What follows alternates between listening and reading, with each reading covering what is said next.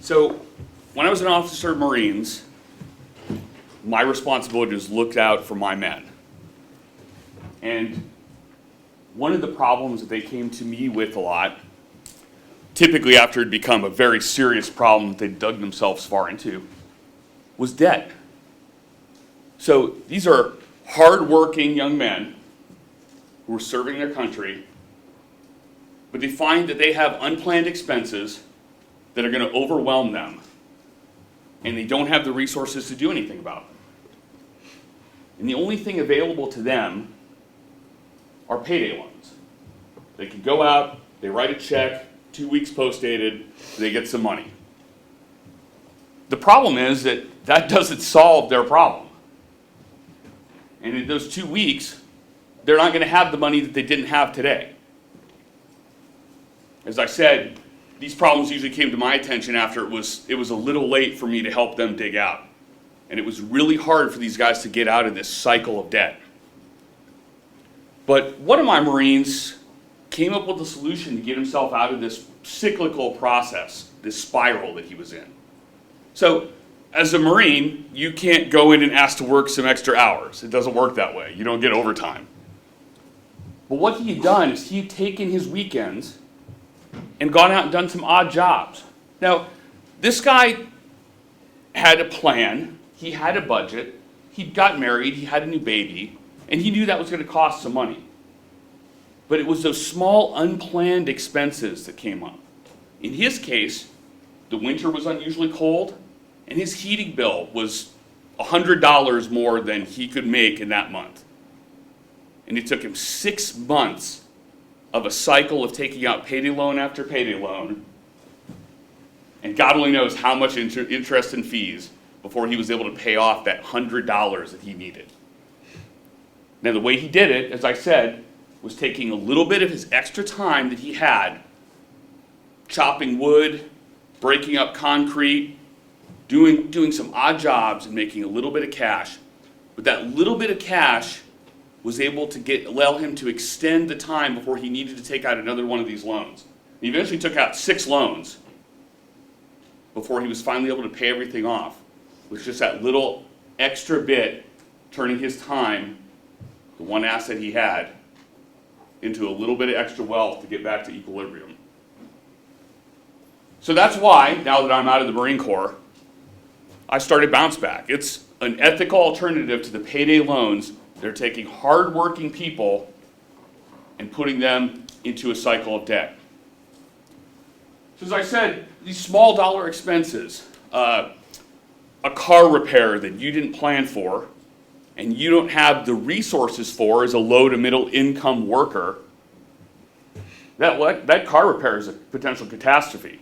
Because you don't have your car, you can't get to work, you can't take your kids to school, you live in a food desert, so you can't get to a grocery store and you've got to buy everything at 7-Eleven. You can't not take care of that problem. But the only solution for you isn't really a solution at all. That payday loan or the title loan, that's just going to take you deeper and deeper into debt. It's not going to solve your problem at all. So that's why we've looked for an alternative to give something else to hardworking Americans who need it. So as Zach said, the demand for short-term microcredit loans isn't going anywhere. But at Bounce Back, we're looking for a viable, ethical, and innovative way to fill this enduring need. So we're looking at a 4-point proposition for attacking this market. First, we're going to be an online and app-based company. That means no brick-and-mortar storefronts and far fewer employees than the typical firm that's already in this industry. This will greatly lower our overhead, which will allow us to charge lower interest rates and be able to enter this competitive market that's already established. Second, we're looking at offering our users flexible payback schedules that they select. So the way your typical payday loan works is you're forced into a 14 to 18-day payback period. That's the typical term on a loan. But what we'll do is allow our users to select from a menu of options, 2 weeks up to 6 months. Now, the longer the payback term, the higher the interest rate, but it will allow their individual payments that they make every pay cycle to be much lower, much more affordable. Third, we're not going to have compounding loans. We're not going to prey on our users. We're not going to allow them to take out loans to finance the loans they already have. And with our flexible payback schedule, we're not going to be forcing them to roll over into the next loan period, the next 14 to 18-day period, and the fees that come along with that. So again, we're not going to be predatory. But our real innovation comes with our fourth point. We're going to partner with the sharing economy, the shared work economy from these innovative and quickly growing companies out there like TaskRabbit or Uber. So our users will be able to pay back their loan monetarily, as I already discussed, but they will also be able to work off their loan, to leverage that asset they have, time, to compensate for that asset they lack, money. So how's this going to work? This is what the user experience will look like for our typical customer. A user realizes that they need a short-term loan, a microcredit loan, which average in the industry is about $350. For lower and middle-income users is actually pretty significant. So they'll go into our online website or our app, and they'll sign up and apply for a loan. They'll answer a series of questions and enter some basic personal financial information, such as their bank account number, equivalent to giving us a check, as well as their pay stub, an upload or a photo of their latest pay stub. They have to be employed. This information is used by our algorithm inside the application or the website to vet them for the loan and determine what interest rate they'll receive.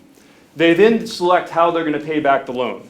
They'll get to select their payback schedule, or they'll get to select to work off the loan through one of our partner companies like TaskRabbit. They also have the option to do a mixture of the two, paying back some of the loan directly and working off some of the loan. Now we're going to share the appropriate vetting data with our partner companies like TaskRabbit, and I'll use TaskRabbit as the example, to match our user up with the job in that company, the appropriate job based on the vetting data. That user then begins a work schedule, an extra work schedule, weekends, nights, whatever they choose on the schedule they choose. Now part of the income they earn from this work is going to go into their pockets. This further incentivizes them, kind of gives them a sense of ownership over what they're doing.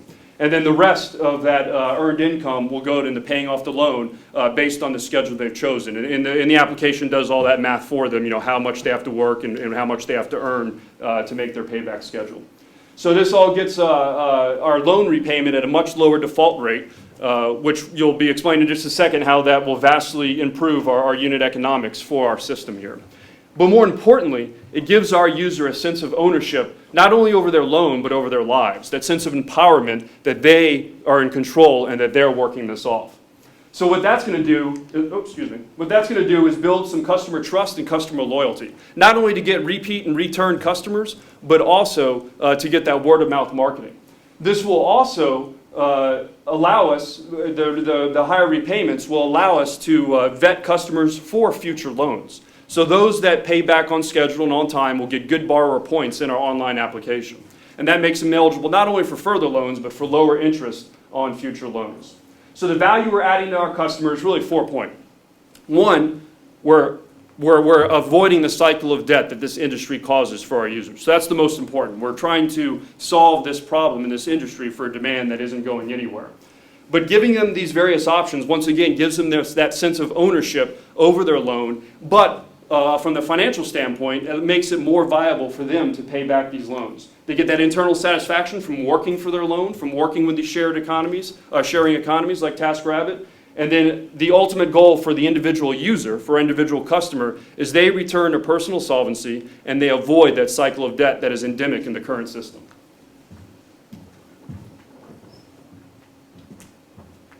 Now, when we take a look at the market opportunity, I'd like you to consider this first. There are more payday lending storefronts in the US than there are McDonald's or Starbucks. Now, in the last year, 76 million Americans lived in households that took out some sort of short-term financing. So we're talking about payday loans, title loans, pawn loans. Another 51 million were working individuals that take home between $10,000 and $25,000 per year. So most of these are minimum wage earners or people that work less than full-time. So our total addressable market is this cross-section of people that need short-term loans and have the ability to work to repay it off to take advantage of our mixed payback options. Now our first target group, though, are payday loan users, because payday loans are the easiest and most popular way for this group to get cash.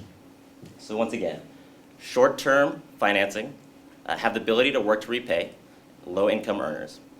Now, off of this group of 12 million payday loan users in the past year, the payday lending industry generated $4.2 billion in fees and charges. Now, before talking about our business model, I think it's important to compare it to the payday lending industries. The average payday lender makes its money off of its customers when they don't repay the loan, when they can't repay it the first time, or the second time, or the third. That's why that story in the beginning of Zach's Marine, where he couldn't pay back that loan for 6 months, is true to this industry. This is how the payday lenders get to charge ridiculously high APRs as they extend fees for extending the term of the loan and then increasing the interest rate every single time. And in reality, most payday borrowers are going to be in debt to the lender for nearly 200 days. And that's why the majority of the money made by payday lending businesses are from borrowers who borrow more to pay back the original loan. So this is the storyline that Bounce Back is going to change. By screening carefully, maintaining a low overhead, and decreasing our default rate just slightly because our customers will be able to pay back in ways that they actually can afford, we'll be able to offer terms that allow them to repay back loans in 2 different ways. So take that same $600 loan. Instead of offering 2-week terms, we can offer an 8-week term. In those first 4 weeks, we expect a portion of it to be paid back in cash. But over those 8 weeks, by working with one of our partners, that same customer can generate enough revenue to, 1, pay back the loan, and have money in his pocket to take back at the end of the day. So let's break that down even further. So that $600 loan, payday lending industry, as well as Bounce Back, expects to get back $840. Now, payday lenders are expecting to extend that loan over and over. We just want them to pay it off that first time. Let's assume that both of our users pay off that loan the first time. So that's $240 in charges and fees that we both expect to get back. Payday loans, when we looked into the research, about $90 of that are going to go towards acquisition costs of the customer. Another $20 towards administration of the loan, as well as overhead. And then $25 goes towards the cost of capital, so the interest from getting that money to be able to give to the customers. So those last 2 boxes are where it gets really interesting. In the payday lending industry, 8% of all borrowers are expected to default completely, never pay back a loan. So those $48 goes toward covering losses across the industry. And then you'd expect that the rest of that would be profit. But the interest rates are so onerous, and the extra fees that these payday lending companies extend are so hard to pay back that another 50% of borrowers are going to drop out somewhere along the way. So that's why the average profit margin in the industry is about 5%.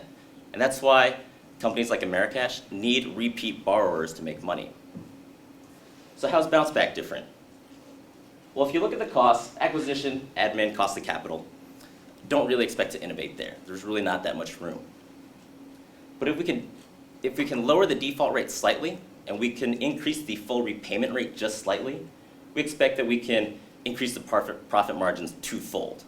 So Bounce Back doesn't want our customers to default. What we want are customers that have a great experience with us every single time that they come to us.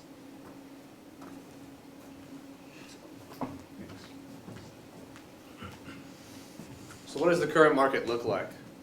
Well, we'd argue that there's 2 types of competitors. There's deeply established, entrenched, publicly traded lending companies that we've talked about, the payday lenders.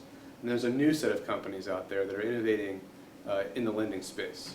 So you have companies like Zest Finance, who have raised a lot of money to use machine learning and algorithms to attack what we think is potentially the wrong metric, which is APR. So Zest has made some incremental innovation in getting their APR slightly down lower from where the publicly traded companies are, but they're not necessarily doing their users any good other than dropping the APR just a bit. You've got companies like Active Hours, who allow their users to pay back the loans based on mid-payday cycle borrowing. But Active Hours isn't really making any money. So what Bounce Back is doing, and what makes us different than our competitors, is we allow our users to really leverage their greatest asset, and that's time.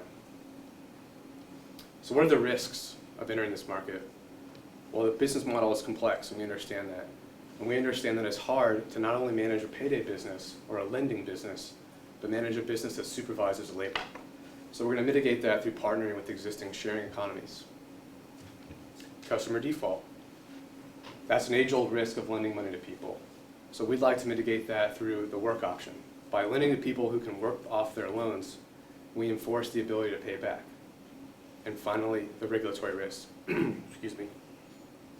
Success here depends on us navigating the sharing economy and the labor laws that go with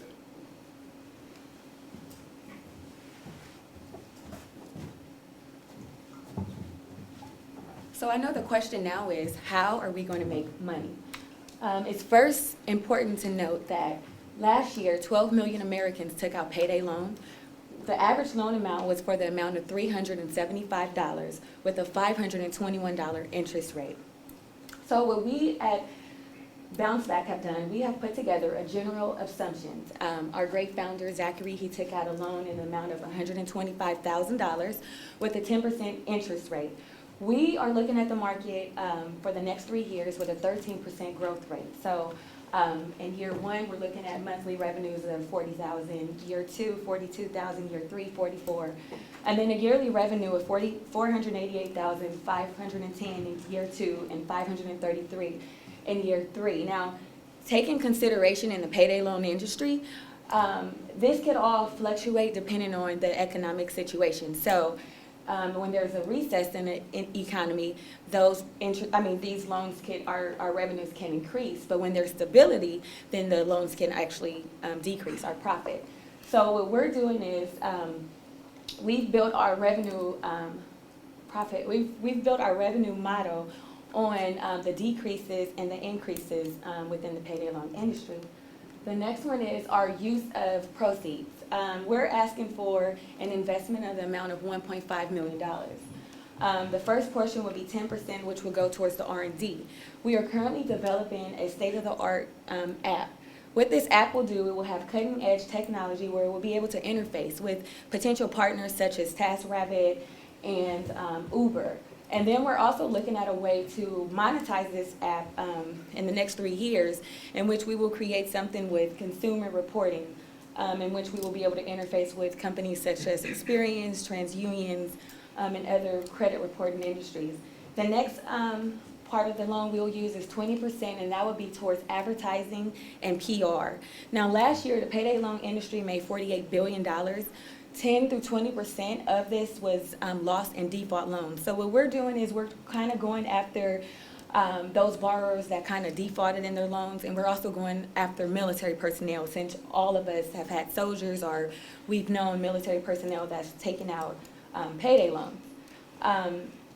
The next 20% that we'll be using, what we're going to use that is we're going to field a virtual office in the Philippines. In the Philippines, we'll pay our employees between $3 to $6.75 an hour. What this will do, this will cut a lot of the overhead from happening to get a brick and mortar, and 20% of the cost that it would take to start this type of brick and mortar organization. These workers in the Philippines, what they would basically do, they would process the loan, approve, disapprove. We would have office hours from 8 a.m. to 5 p.m. Pacific Standard Time. Depending on the growth of our company, we will then determine whether or not we want to open up brick and mortar locations in America. And then the last portion of the investment will be 50% towards working capital. Now, this working capital is what we will have to fund the loans. We will also use this working capital if we need, to add more money towards the R&D of our app, or just to grow our company. Zachary is going to tell you our go-to-market strategy. So you've heard us talk a lot about our military experience, and that's something that we can leverage to get into this industry initially. It is an industry that focuses on, and I would use the word preys upon, military personnel and their particular economic needs. It's also a market we understand very well. So we'd like to run a pilot program in Oceanside, California, which is a place we are personally very familiar with. We know that the market there supports the kind of users that we're interested in reaching out to and getting more information on. From there, we'd like to expand to other military bases based on demographics. And we're looking at markets that don't just have military customers, but would have a mixture of military and civilian, because eventually we want to take everything nationwide. I'd like to bring my team up right now, and we'd be happy to field any of your questions. So between us, we have over 50 years of military and business experience. We're very eager to hear your feedback on what we can do to go forward. Thank you.